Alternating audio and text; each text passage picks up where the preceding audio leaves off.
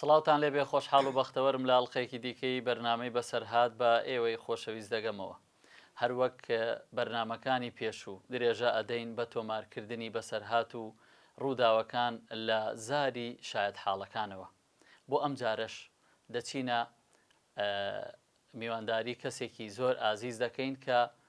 یەکێکە لە تێکۆشەرە دێرینەکانی باڵی مەکتەبی سیاسی لە کەرکووک کاری سیاسی کردووە لە ساڵانی پەنجاکان لە شەستەکان و هەفتاکان و تاوەکو ئێستاکەش لە بوارەکە بەردەوامە. ئێمە بۆ ئەوەی کەوە زیاتر مامۆستا محەممەد جەبار حەیزەران بناسین دەچینە لای ئەم راپۆرتە و پاشان دەست بە گفتوگۆکانمان دەکەین.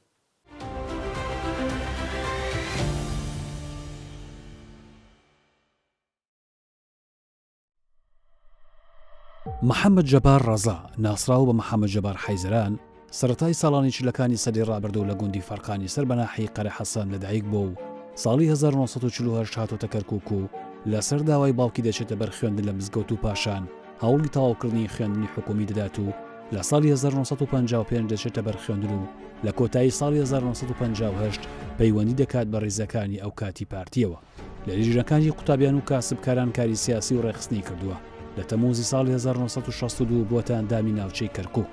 لە سەروبەندی لێکترازانی هەردوو باڵی مەکتەبی سیاسی و باڵی سەرکردایەتی پارتی لەگەڵ باڵی مەکتەبی سیاسی دەمێنێتەوە و ئەندامی کۆنفرانسی ماوەت بووە وەک نوێنەری کەرکووک. بەو هۆیەوە ڕوبەڕووی چەندین تەنگ و چاڵەمە بۆتەوە فەرمانی دەستگیرکردنی بۆ دەرچووە و ماوەیە خۆی شاردۆتەوە و لە نێو شاری کەرکووک و بەنهێنی درێژەی بەکاری ڕێکخراوی و سیاسیدا و پاشان لە حوتی 1965 کەوتووەتە بۆ سەی استیخبارات و بە چەند تۆمەتێکی لابەلا ماوەی 6 مانگ لە زیندانی تاکە کەسی لە پۆلیسی 90 دەست بەسەر دەکرێت و دواتر بە هەوڵی خزم و کەس و کارەکەی ئازاد دەکرێت. وەک فەرمانبەر درێژەی بەدەوامکردندا و لە دوایە رەسێنانی شۆڕشی ئەیلوول لە کەرکووک دوور خراوەتەوە. وەزیفەکەی گوازراوەتەوە بۆ شاری هەولێر لەوێشەوە نەفیکراوە بۆ شاری بەسڕا. لە ساڵانی هەشتاکان دەستبەرداری وەزیفەکەی دەبێت و دەگەڕێتەوە شاری کەرکووک و بەنهێنی پەیوەندی لەگەڵ شۆڕشدا هەبووە. لە ساڵی 1991 لەلایەن ڕژەمی بەعسا و لە گەڕەکی شۆڕژە دەستگیر کراوە و چەند مانگێک لە زیندانەکانی تۆپزا و بێجی ڕوومادی دەست بەسەر بووە لەگەڵ هەزاران هاوڵاتی کوردی کەرکووک. لە ساڵی 2023 لە سەروبەندی پرۆسەی ئازادی عێراقدا یەکێک بۆ لە ئەندامە کارەکانی یەکێتی و هاوڵی پتەوکردنی ڕێخستنەکانی داوە و ئامادەکاری پێویستیان کردو بۆ ئازادکردنی شارەکە. دوای پرۆسەی ئازادی عێراق بە فەرمانی ڕەوانشاد سەرۆک مام جەلال لە کەرکووک کراوەتە لێپرسراوی کۆمیتەی ڕێخستنی دێرینەکانی یەکێتی نیشتیمانی کوردستان و پاش ماوەیەک لەسەر داوای خۆی گوازراوەتەوە بۆ مەڵبەندی ڕێخستنی کەرکووکی یەکێتی نیشتیمانی کوردستان.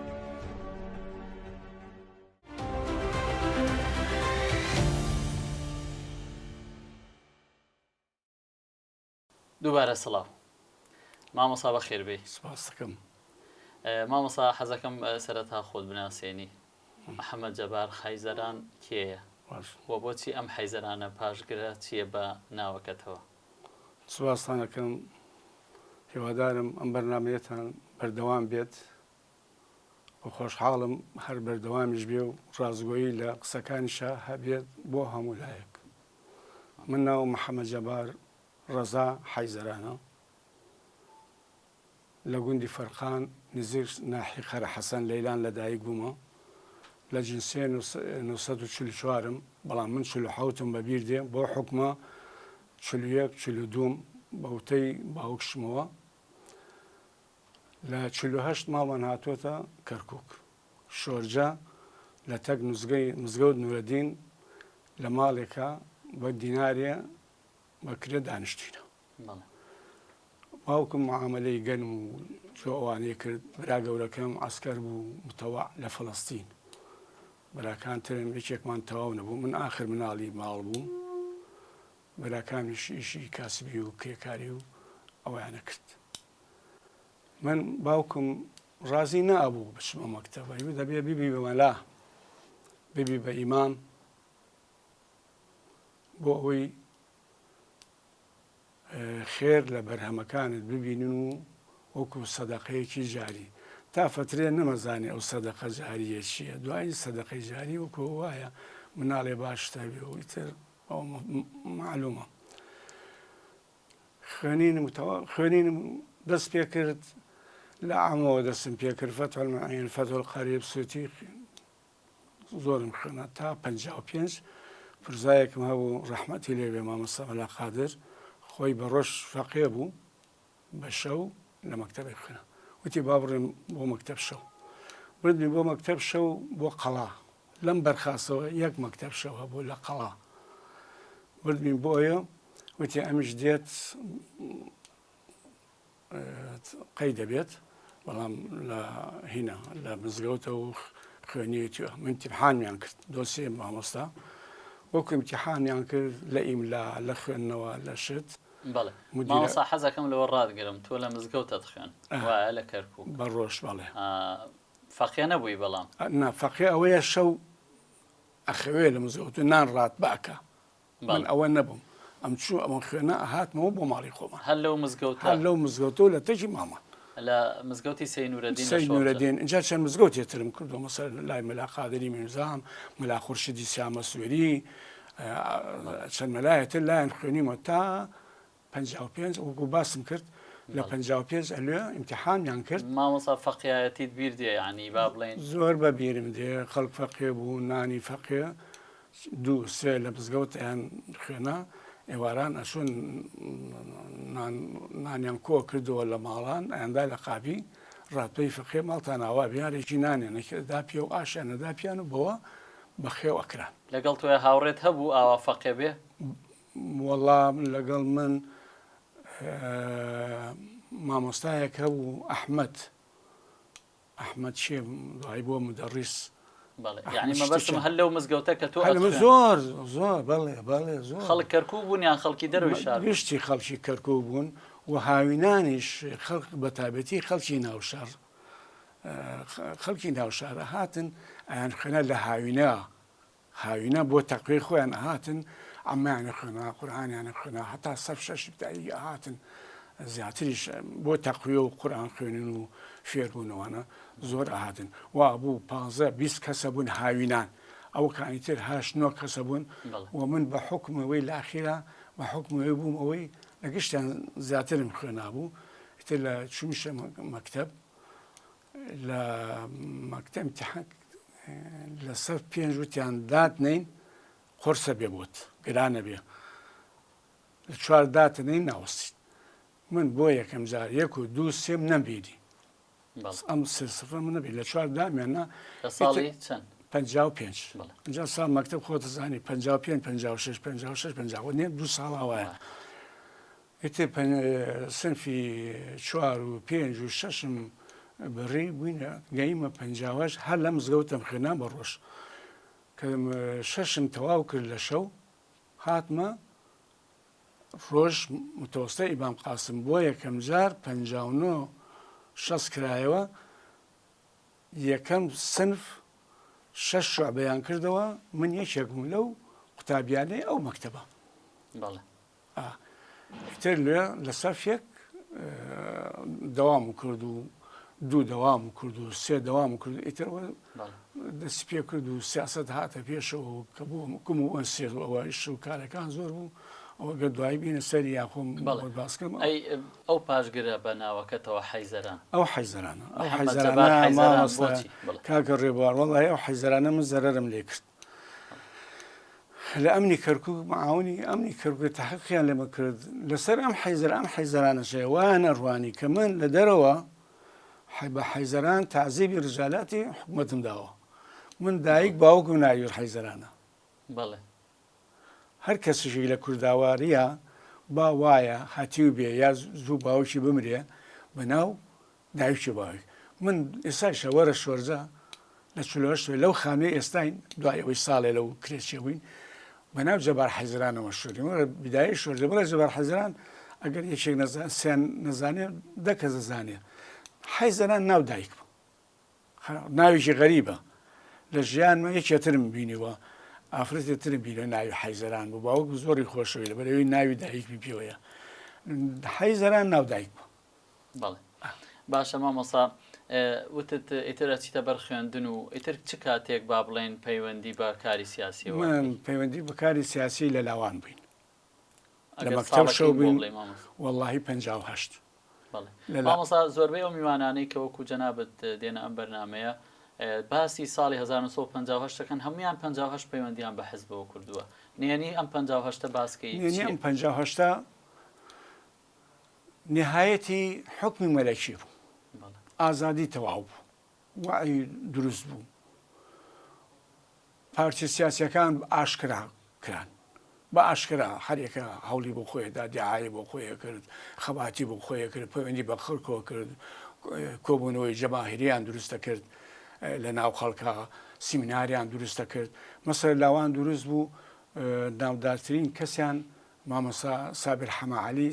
لە ژیانە ماوە خانشین لە چەمچماڵە شەهید فەیزوڵایە لە لاوان. من لە ڕێگە لە لاوانەوە ئیتر وایەکەی بە هەستمانە کرد کوردین و کوردایەتی پێویستە و واجبە لەسەر سانمان و من خۆم کە لە لاوان بم پەیوەندیم بە شەهید فەیزوڵاوە کرد بۆ ئەوەی ببم بە پارتی بەبێ ئەوەی ئەو تەکلیف بن خۆم گەورە بووم بە پێی هینەکەم نەبوو بە پێی مەکتەبەکەم نەبوو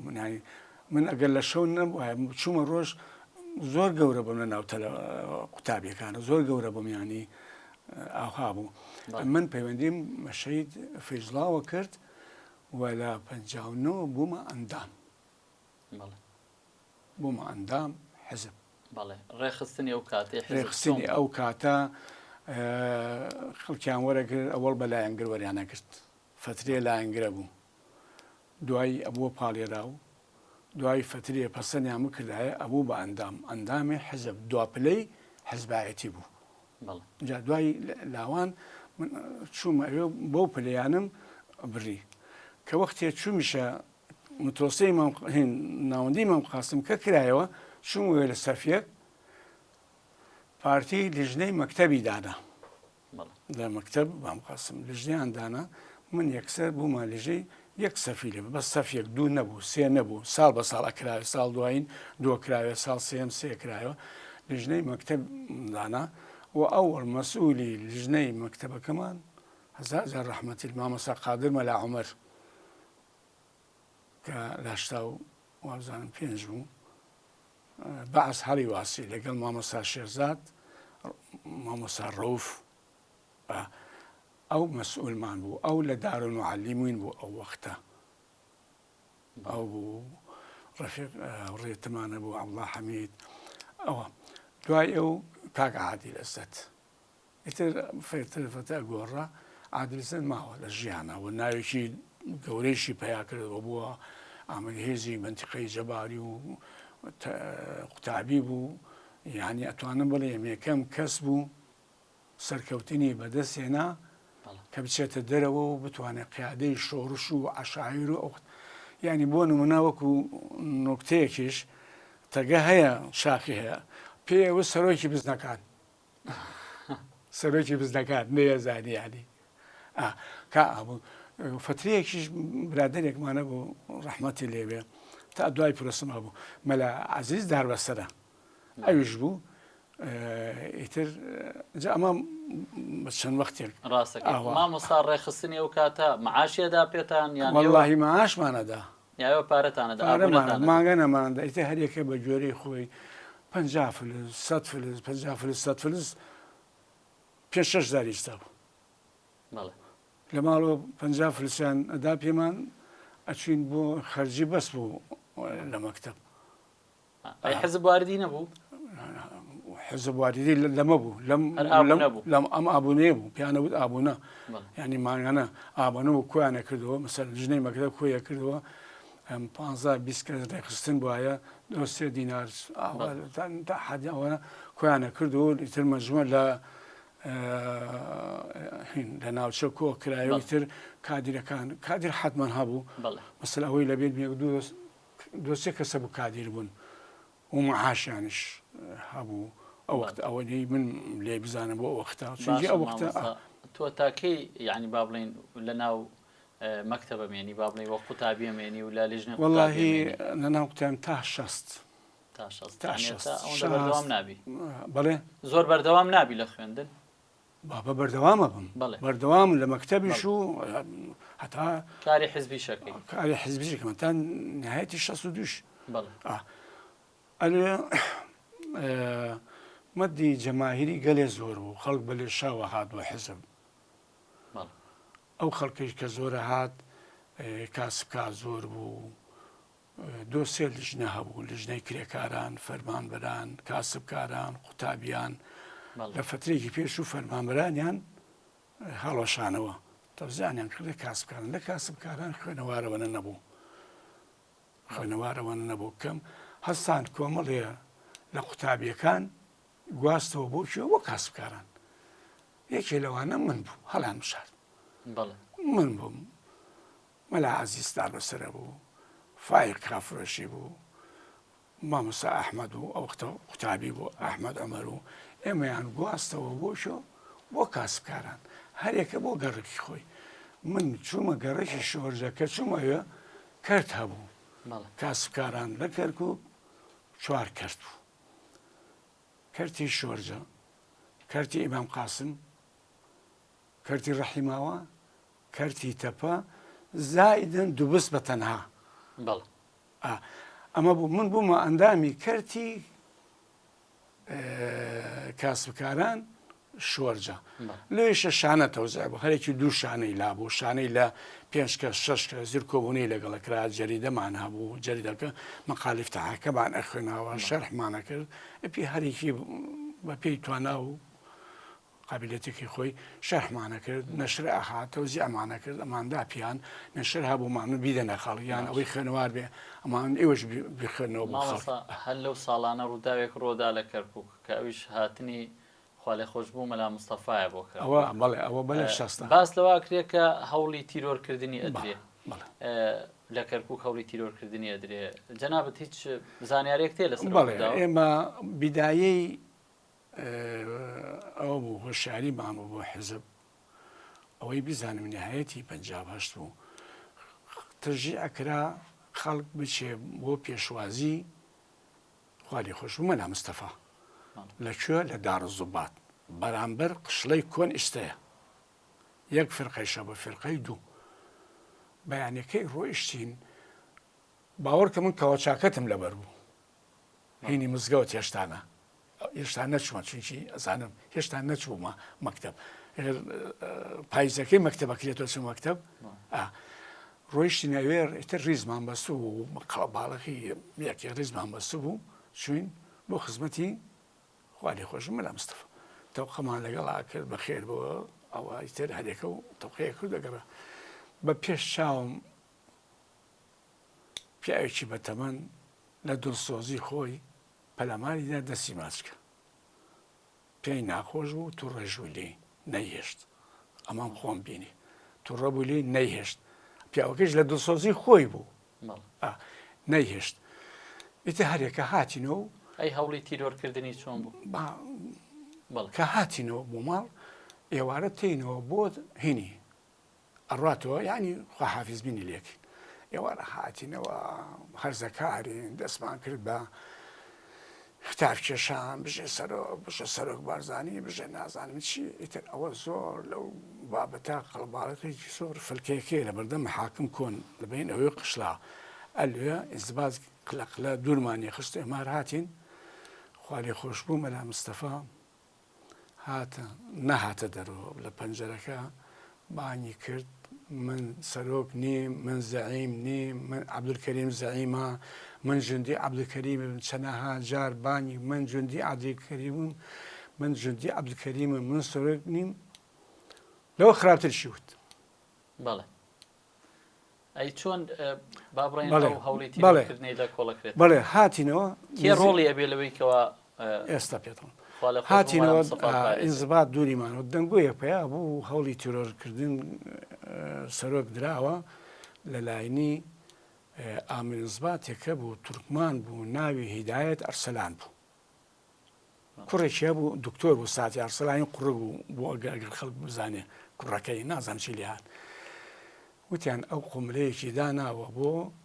خوا لێ خۆش بوو مەلا مستەفا بۆ تیرۆرکردنی کەشف بوو وەکو کەشف بوو ئیتر ئێمە دوور کەوتینەوە خوا لێ خۆشبووی چووە ژوورەوە دەنگۆیەتر پیا بوو وەڵاهی لەوێ نتاقێکی ئەسکەریشم خواردووە لەو ئێمەیان پێ بڵاوە کرد نزبات ناڕۆشتین قلە لێمانیانەدا نتاقی ئەسکەریشم خواردووە وڵا کە دوور کەوتمەوە دوورکەوتینەوە بە کۆمەڵ وتیان ئەوە کاک عومەر دەبابە هاتووە بۆ ئێرە من نامپیری دار و زوبات دەرگایە تری هەیە لە پشتەوە بۆ شارە ئەڵتەس دەرەچێت شارە ئەڵتەس زانی کوێ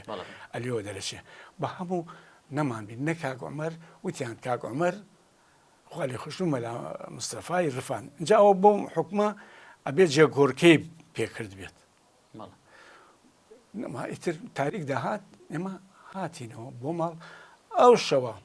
هیدایەت ئەرسەلان ئامن زبات کەرکوو کە تورکمان بوو جەڵتە لێیدا مرد خۆ من تەقریب و بملا نییە بڵێم لە قارا مردووە نییە ئەمە واقعەکەیە هەر کەس لەمە زیاتر ئەڵێ بابێ لای من بڵێ ئەو کابرا مرد باشە مامۆستا ساڵی 1950 کۆمەڵی ڕووداو لە کەرکووک ڕۆدا بە تایبەت ئیتر حەماسە یەکەم ساڵی یادی با بڵێن گۆڕانکاریە لە حکومڕانی عێراق لە پاشایەتیەوە بۆ کۆماری یادی شۆڕشی چواردەی تەمووزە ئیتر نازانم کۆمەڵی ڕوودا و ڕوئەدا ئەو ڕووداوانت بیرە؟ چواردەی تەمووز 59 مەشهورە بە ئەحداس کەرکووک و تورکمانەکە مەسیرەیەک دەرچوو لە کەرکووک لە شاری ئەوقافەوە لە مەجیدیەوە لە شاری ئەڵتەسەوە بە ئەحمەد ئاغای کۆن و ئەهاتوە لە یەکتریەدا 12 مانگ بوو 12 حەوت دوو ڕۆژ پێش ئینقلاب یەکەم ساڵی یادی 58 چواردەی سەورەی چواردەی تەمووز یادی گاورباغی بە گاورباغی ئیزرابی کرێکارانی نەوت بوو خەڵکی تیا چووە لە 12 یادی ئەوەیان کردوتە ئەوەی لە ساڵی 46 بووە من بە پێی خوێندنەوە ناڵبوومە بە پێی خوێندنەوە بە پێی شت خوێندنەوە و باسکردن و لەو مەسەریە زۆر گەورە پیا بوو ئیتر ئەو شاری ڕەئیسیانەی ئەو کاتە کەسی تری ناکرد هەموو لایەک ئەتوو برا خۆی حازر کردەوە ئیستیزاز یەکتری تورکمانەکان چە بەدانیان بەسەر بانشاناوە بوو هیتافات بە زمانی خۆیان کورد هەمووی بە شعار و وتن و بژە پارتی و بژە کورد و بژە کوردستان و ئیتر ئەمانە شعاری ئێمە و ئێمەش زۆربەی هەزەکان بووین و تازەیش بووین لە ژیانی ئازادی و ئەوە 12 مانگ بوو هیچ نەبوو 12 مانگ 14 مانگ یادی شۆڕشی چواردەی تەمووز یەکەم ساڵی تەمووز بوو مەسیرەکە جادە کەسی ناگەر زیاتر بوو زۆر زیاتر بوو و شتی زەقی تیاوە بوو ینی ئێمە کەمتر هەستمان پێ کرد پیاوە بە تەمەنەکان هەستیان بۆ کردی شتێ دروستە بێت بە گوێرەی هەڵس و کەوتی خۆپیشاهینەکانەوانەی کە مەسیریانە کردەوە هاتین واللهی لەبان سینەما عەلەبێن لەبان هینە خەڵکی تیرۆستا بوو ئەنجا ئەوانەی زۆرتر ئەو بوون مەسئولینی حزبی بوون مەسئولێکی حزبی شیوعەم بینی خوا ئافریکا ئەندام کرا لەگەڵ 28 کەسەکە لە 60 واللهی کوردیش بوو هیتافا باللغة الكردية ممنوع پێم خۆش نێ ناوەکەی بڵێ خوا ئافریکا ئەدام کرا ئیتر ئەو وەختە ئێمە وەک ئێستا وای نەبووین ئێستا ئاڵەمەجا ئەگەر کوردێک بێ ئەوە بێ لەسەر حکومێ ئەی بێتە سەر حکومە بێت چیمان بۆ بکە ئەخر وایە ئەوە هەموو کەسیەکانی این بێ ڕەنگە هەڵوێستێکی تاکە شخصی خۆی بێ بەتەمەنیش بەتەمەنیەوە نەبوو بێ ئەو کاتە نا حزب وان ناڵێ حزب حتا هیچ شوا بێ وا تەزاحوڵ ناکە ئەبەدەن ئیتر هاتین مامۆستا ئەی ڕۆڵی پارتی لەو کاتەیە بە تایبەت پارتی لە مەسیرا بوو وەک خۆی هەر یەکە لە هینی خۆی بە تایبەت سەرکردەکانی ئەو کاتی کەرکووک یەک لەوانە بۆ نمونە عەلی عەسکەری ئێمە چینە لای ناوبڕێ دوایەوە حەزەکەم باس ئەو ڕۆڵەی ئەو سەرکردانی ئەو کاتەی کورد بکەی لە کەرکووک بۆ هێورکردنەوەی دۆخەکە لە ساڵی 1950 وەڕێزان دەچینە لای ناوبڕێک و پاشان درێژە بە بەرنامەکە دەدەین.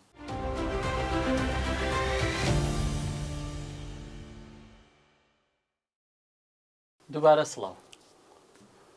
بەر لە ناوبڕاکە پرسیارەوەمان کرد مامۆستا ڕۆڵی سەرکردەکانی ئەو کاتی کەرکووک لە هێورکردنەوەی ئاشوبی ساڵی 1950 چی بوو بە تایبەت شەهید عەلی عەسکەری.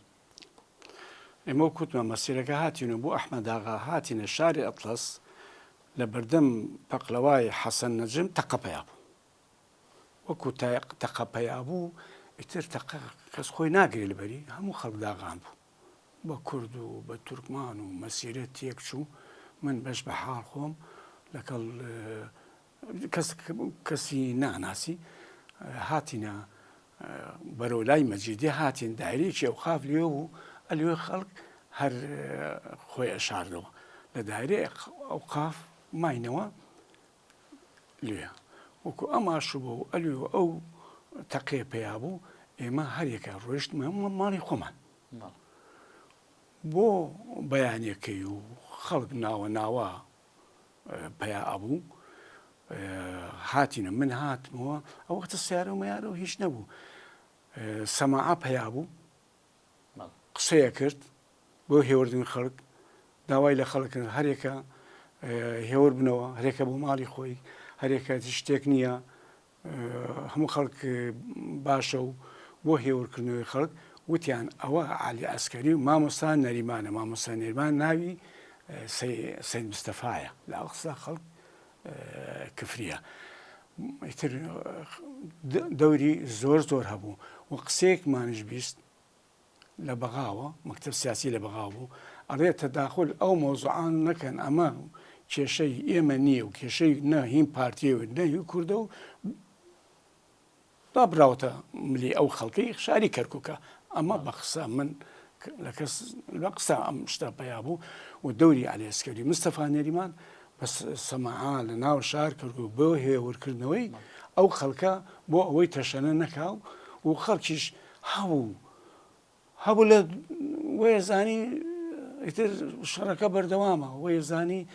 مقاومە هەیە هیچ شتێک نەبوو داغان بوو تەواوتر مامۆستا پروپاگەندەیە زۆر بڵاوە بێتەوە لەو کاتەیە بۆ دەرەوەی شار بە تایبەت بۆ خەڵکی خەڵکی لای خۆم خەڵکی لای خۆمان خزبی خۆمان بە تفەنگەوە هات بۆ ماڵمان لە ماڵمان مایەوە ئاهاتە شوێنێکیە لەم مزگەوت جولەکان سۆنە گۆلیان پێوت لەو ناوە بە تفەنگەوە وەیە نەزانی شەڕە و مقاومەیە دەبین ئەم دوو قەومە و هاتونتوانەوە لە باوکم هیچ نییە و نەشەڕ هەیە و کۆتاییش هاتووە ئەمە دوای 2 ڕۆژ ئەخوا 3 ڕۆژ 1-2 ڕۆژ لەو ناوەمانەوە و لە هەموو ئەتراف شارانی هەموو دیەکانی ناو شار منش بەش شاد حاڵی شۆرجم خزمی خۆمان لە قازان بڵاق لە مام شا هاتە ماڵمان وتمان هیچ نییە و هەتا باوکم هێوریانی کرد هیچ نییە هیچ شتێک نەبووە هیچ کەس نەکوژراوە هیچ کەس زەریری نەکێشاوە بالفعل لە شۆرجە هیچ کەس زەریری نەکێشاوە هیچ کەس شتێک نەبوو ئەوەی بوو ناو شار بوو ئەو پیلانە خراپەی کە سەری گرت حەز دەکەم پێچش بڵێم شەریکاتی نەفتی احتیکاری کە ئینگلیز دەستی تای مابوو لە عەرەفە مابوو دەوری زۆر لەو ئاشوبە هەبوو وەکو باسەکرا و بۆمانیش باسەکرا ئەوان دەوریان زۆر هەبوو بۆ نانەوەی ئەو ئاشوبە و ئەو ئاژەوە لەبین ئەم دوو قەومە بارحاڵ مامۆستا ئەمە برینێکی کۆنا حەز ناکەین زۆر لەسەری بۆستین ئەگینا دوایەوە شوا بزانام هەر بەردەوام ببێ اختیالاتکردن ساڵانێک بەردەوامە بێ ئێمە حەزەکەین بچینە سەر تەوەرێکی تر لەو ڕووداوانی ئەو سەردەمە ساڵی 1961 کە با بڵێن ساڵێکی گرینگە بۆ حرەکەی کوردی ساڵ 1961 ئەو مانگرتنە گشتیە بۆچی دروست ئەبێ لە دژی حکوومەتی ئەو کاتی قاسم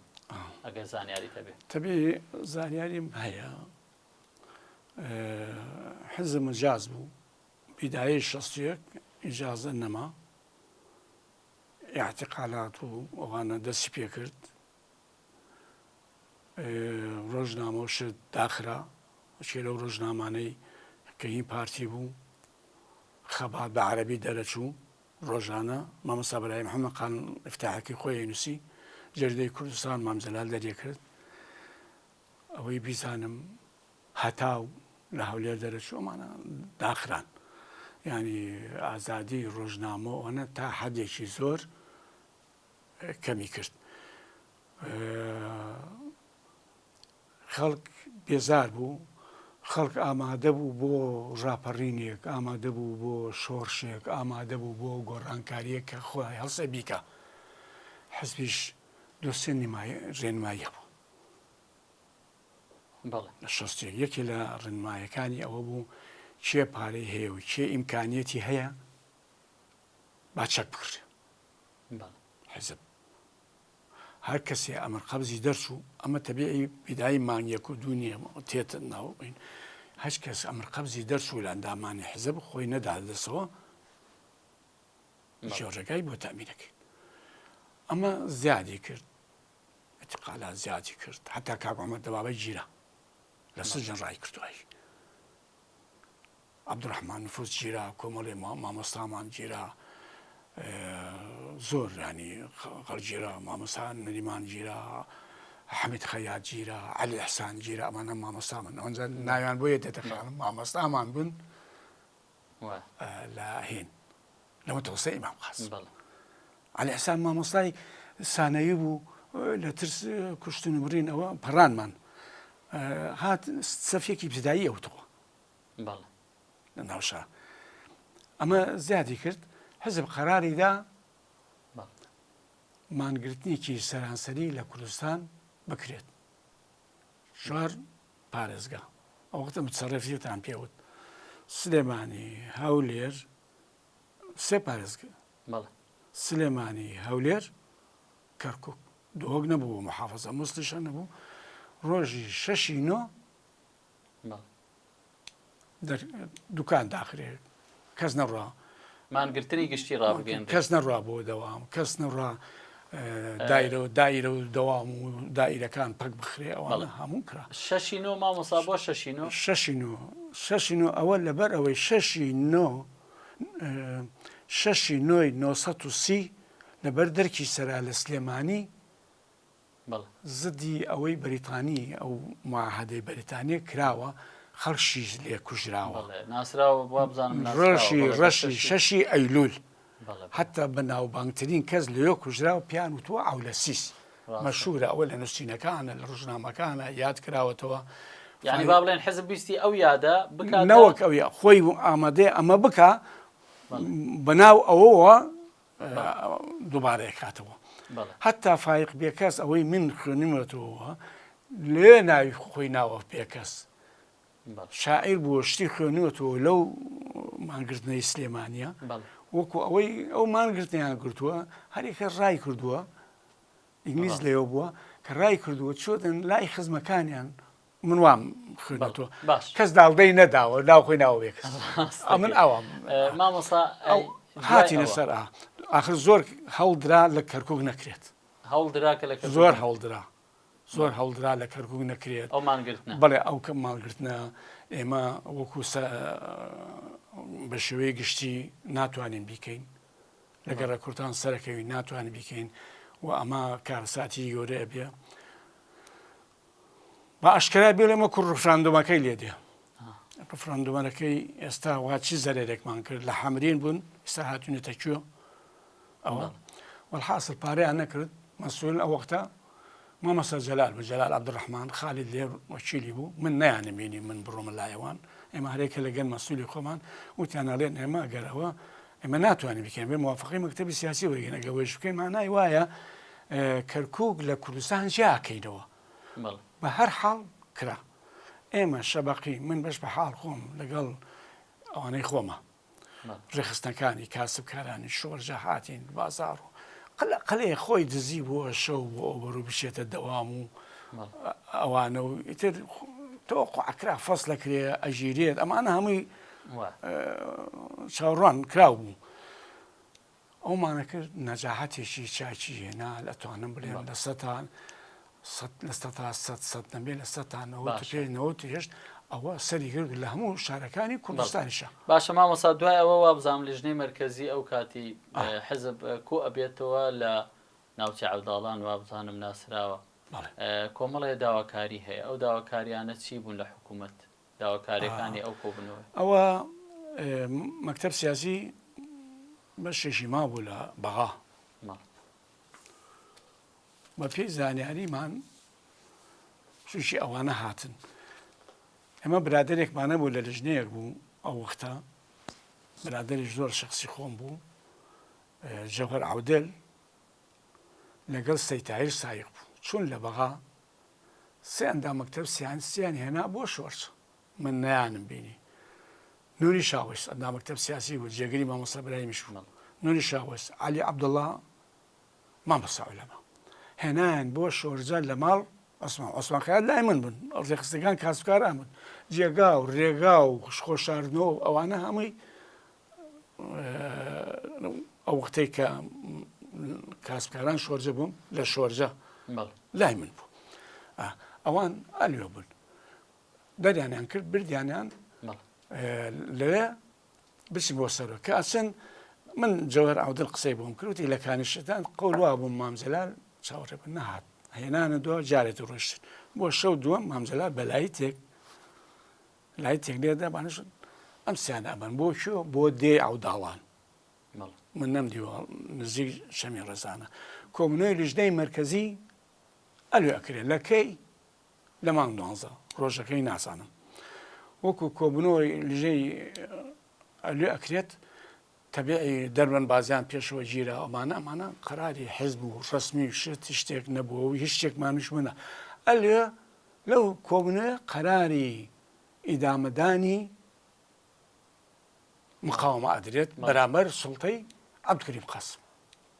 ئیتر پێش مامجەلال لەگەڵ کۆمەڵی خەڵکە لە چەم ڕێزانیە واشەواش ئەندامانمان کرد ئەمر خەبزی دەرەچوو ئەمان نا لیژنەیەکمانە بۆ ئەوانیان ئەبرد بۆ ئەوێ بۆ ئەوێ هەتا خزمێکی خۆمە مامین ئەمر خەبزی دەرچوو لە ماڵ خۆمان بوو بردیان بۆ چەم ڕێزە تا ئاخیرش لەگەڵ مامجەلالوانە بوو مامجەلال گەلی خۆشەویست ئیتر ئەلەوە دوای کۆبنەوەکە تەواو بوو تەبیعی ڕێخستن تا حدێک شەلەل بوو مەسوول نەما جەلال عەبدوڕەحمان کە ئەوانە نەمان لێرە نەمان مامۆستا عولەمان هاتە کەرکووک کرایە مەسئوولی کەرکووک ساڵی چەند مامۆستا عولەما زەبێت مانگی 12 دوای مانگی 12 کۆبوونەی عەوداڵان کرای لیژنەی مەرکەزی کۆبوونەکە تەواوە بێ هاتە کەرکووک وەکو هاتە کەرکووک تافەتێ من نەمبینیوە ئەگەر مامۆستا بۆ بینەر پێناسەیەکی مامۆستا عولەما بکەی مامۆستا عولەما کیە ناوی تەواوی چییە مامۆستا عولەما مامۆستا عولەما وەڵڵاهی مامۆستا عولەما خۆی خەڵکی مەهاباتە ناوە ئەسلەکەی عەبدوڕەحمان زبیحیە لە حکومەتی مەهابات دەوری هەبووە وەکو لە حکومەت مەهابات دەوری هەبووە دوای شکستی حکومەتەکە ئەو هەژار و هێمن و کۆمەڵی لەو بابەتە پەرەنگردی کوردستانی عێراق بوونە فترەیە لای شێخلەتی بوونە ئیتر ئەوە درێژێبان نەدەبێ ئەلوێ ئیتر تێنە کەرکووک لە کەرکووک بە دوایانەوە بن هەتا یەکێک لێ بۆ دوایی لە ئێستگەی پەیچێران بۆ حوسێن و مامۆستا عولەما ئەویدەوە لەگەڵ بردویانن دێی سیامە سوور دێکەی ماڵ مامۆستا هین کوڕەکە حەبیب ناوی چییە مامۆستا شێخ حەبیب سیامە سوور ئەوێ من لێیان بێ لە مامشە لێیان بنە شۆرا و هین لای دووز لێوە ئەیان بنە بەغا باوەڕ کە ئەیبەنە بەغا بە دوایەوە بن پەنا ئەمە قسەی خۆیەتی پەنا ئەبا کابرایەکی سنەیەی مەلهایەکێ بوو ئەلوێ قسمێک ئەڵێن بۆتە بۆی ئەلوێ ئەبێتە کاتب حساباتی بۆکە ئەلێ وازی لێ نایەنن ئەمە قسەی خۆیەتی وتی مامۆستا برایم بە ڕەمزی قەزازی وت کە ئامۆزای سعید قەزازە سعید قەزاز وەزیر داخلی پێ وڵی واز لەو فەقیرە بێنن پەرەنگەندەیە ڕەمزی قەزاز بە هین ئەڵێ بە ئامۆزایەکە ئەڵێ سعید قەزاز کە وەزیر داخلیە ئەویش بە نوری سعید ئەڵێ سعید جوز من هەشەخص جوز یعنی ماناوێ ئەمە نەمتهمە تێتەوە سعید قەزاز ئەڵێ بینێرنە دەر بینێرم بۆ سووریا دەوری هەبووە لە ڕۆیشتنی بۆ سووریا ئەچە لە ڕێی تەلکۆچەکە تەل نازانم چی وتی لێوە منام ئەڵڵاهی وتی لە خەستەخانەیەک ئیشمە کرد حەماڵی نەخۆش بووم بە نەخۆشی ئیتر لێ خەریکی سیاسە دەبێ ینی شتێکی ئەو پیاوە بڵێم ئەوە نە دووربین بوو ئەو کەسانەی بەرەگەندە بوون و بەڵێ هاتنە ئێرە ڕێیەکیانە بوو هەر کەسێ لە هەر پارچەیەکی کوردستان بەڵێ هین بوو دەربەدەر بوو بچێ زمنی ئەو پارچەی کوردستانیە ئیشکا نەوەک لە ئێرەوە بێت بنێرێک نەشرێک بنێرێک لەو دیۆ یان لەو دیۆ بۆ ئێرە لێرۆ بێ لێرە کە هاتوۆتە عێراق لەگەر حزبەکانی ئەیرا ئیشکا ئەمە ڕێی ئەو پیاوە بوو ئەمە ڕێی بوو باش و ئەو پیاوە قەنەعاتی وا بوو هەموو دنیا خەڵەتێنێ ئەوە باوەڕی بەخۆیە بوو ڕاست و ئەو عولەمایەش ناوی کە ناوی عولەمایە بەشیر مشیر پیاوێکی کوردێکی باش خەیاتێک بووە لە حەیدەرخانە مەقسەی خۆیەتی دوای بووەتە بەرگدر و هەموو سیاسیە گەورەکان لای دانیشتوون بە مامزەلال لە بەغدا بە مامزەلال بە مامۆستا برای محەممەد بە نووری شاوەیشت ئەزەتی مستەفا ڕەسوول هین بەڵێ ئەو ناوەی لی کۆمەڵێ خەڵکەمەیم لە بەربیترەوە ناکرد ئەلوێ بن ئەلوێ سەیرەکە مامۆستا عولەما زۆر بەزیرەکی زانێ وەکو لە جیاتی عالم ناوێ ناعولەما بەڵێ هەژار جەمعی عالمی لێنێ وەکو هەژار شاعرە جەمعی شاعری شوعرا محەممەد تۆفیق وەردی ئەدیبێکی زۆر گەورە بوو لە ماهەبادیش بووە ئەم محەممەد تۆفیق وەردی پێی ئەڵێ ئەدیبە و دەبا مەلا جەمیلی ڕۆژبەیانی شارزایەکی بێ سنووری هەبوو لە فقه و لە ئەوانە پێ ئەڵێ فقەها جەمعی فقه ئەمە لەو ژنێتەوە هەر کەسێتر ئەو ناوە ناڵەیە کەسێتر من لە عولەمامە بیستەوە ئیتر ئەم پیاوە ئاوا بوو دوای چواردەی تەمووز دێتەوە عێراق عێراق دوای چواردەی تەمووز باشە حتا حزبێک دروست بووە لێ لەگەڵ مامزەلال ئەو حزبەی دروست کردو حزبی پێشکەوتن شتێکەیە لە سووریا لا هێزار باسەکرێت لە تەلەڤیزیۆنەکانە لەگەڵ مامزەلالە پەیوەندی بۆوانەکە ئەو حزبە دروستکرد مامۆستا عولەما لەگەڵ مامزەلالە لە 57 کە مامزەلال ئەچێتە دەرەوە مامۆستا عولەما لە مەرحەلەیەکی زۆر هەستیار بەرپرسیارەتی لە کەرکووک هەبووە زۆر بەتایبەت زۆر پێویستیشی پێ بوو کەرکووک با بڵین ئەو لە سەرەتای شەستەکان کە کۆمەڵێک جارێ فیتنە و ئاژاوی نێوان پێکاتەکانی کەرکووک هەڵدراوە بەردەوام بێ بۆ نمونە ساڵی 1962 وا بزانم هەوڵە درێ جارێکی کە ئاشوب لە بین کورد و تروکمان دروست بکرێتەوە ڕۆڵی حزبدار ئەو کاتە چی ئەبێ ئەوەی سەر بە تەفسیل باست بۆ بکەم من کە مەسئولی کەرتی شد دوایەوە پێش چواردەی تەمموزی 62 بوومە ئەندام ناوچە مستەفا کرێکار بوو باشەت حەسەن بوو ڕەوف عارف بوو ڕەوف عارف گوێزرایەوە بۆ ناو جوتیاران ڕەوف عارف مەسئولی من بووم بنیان کردە ئەندام ناوچە ئیتر موافقەی سەرەوەی خۆیان ئەویانەوە من نازانم من چوومە لژنەی ناوچە ئەتوانم بڵێم پێشمانیە بەلە یادی چواردەی تەمەن لە 1962 بوومە ئەندام لژنەی ناوچەی کەرکووک پێک هات ئەم جارە هەر عینی مستەفا کرێکار مستەفا کرێک باجە حەسەن من مەسووری لق مامۆستا عولەما محەممەد حەج تایریش ئەندام لژنەی مەرکەزی بوو یاری دەدەری بوو ئەندام لژنەی ناوچەی کۆن گیرا بوون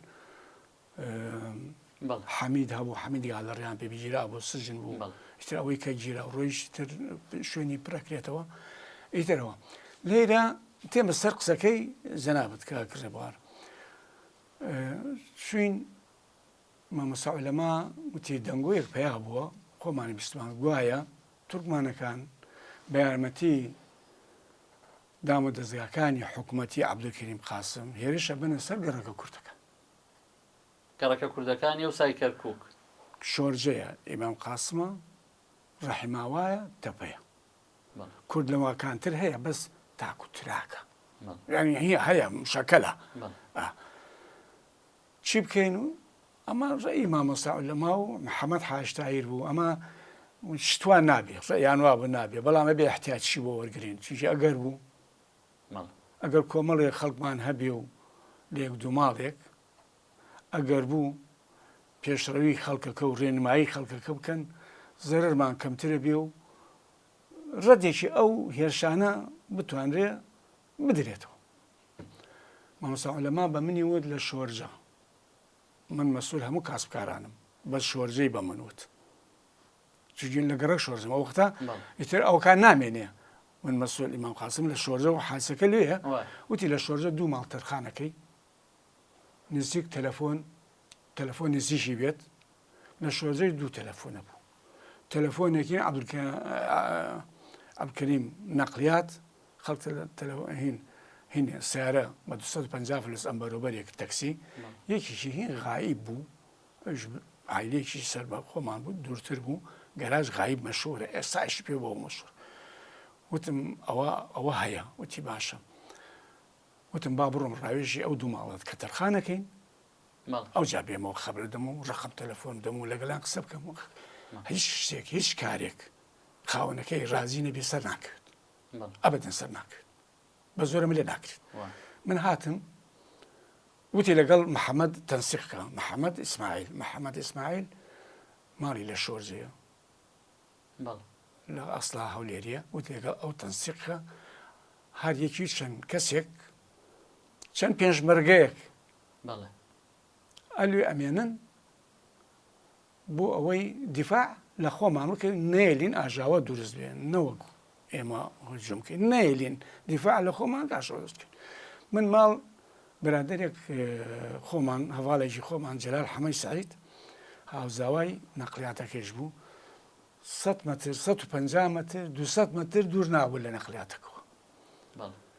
ڕۆیشتم وتم کاک جەلال شتێکی ئاوایە و ئەمە مەرکەزیە شەید فەیزوڵڵا مەسئولەوە من مەسئول شەید فەیزوڵڵام یعنی مەبەستەکەمەوەی بە شەید فەیزوڵڵاش مەڵێ اینجا ئەو زەمانە حیزبایەتی وا بۆ گە دەرێژەی نەدەبێ من لە ڕێگەی فەیزوڵڵاوە بوومەتە پارتی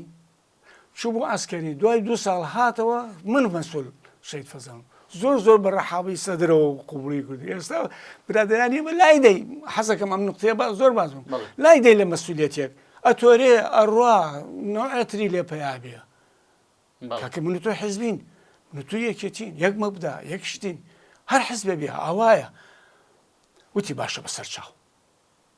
محەممەد ئیسماعیلم بینی ئەو ماڵەکەی تری ماڵەکەی دۆستی من بوو کرێکار بوو شەریکە وەکری تقریبن وەکرم باوک عەبدوڵوهاب تاڵەبانی ئەگەر بیست بێتان لە ئاخیرا شان سەدامی ماچ کرد کوڕەکەی ماڵ ئەو مانیشدانە باشە ئەمە کەیە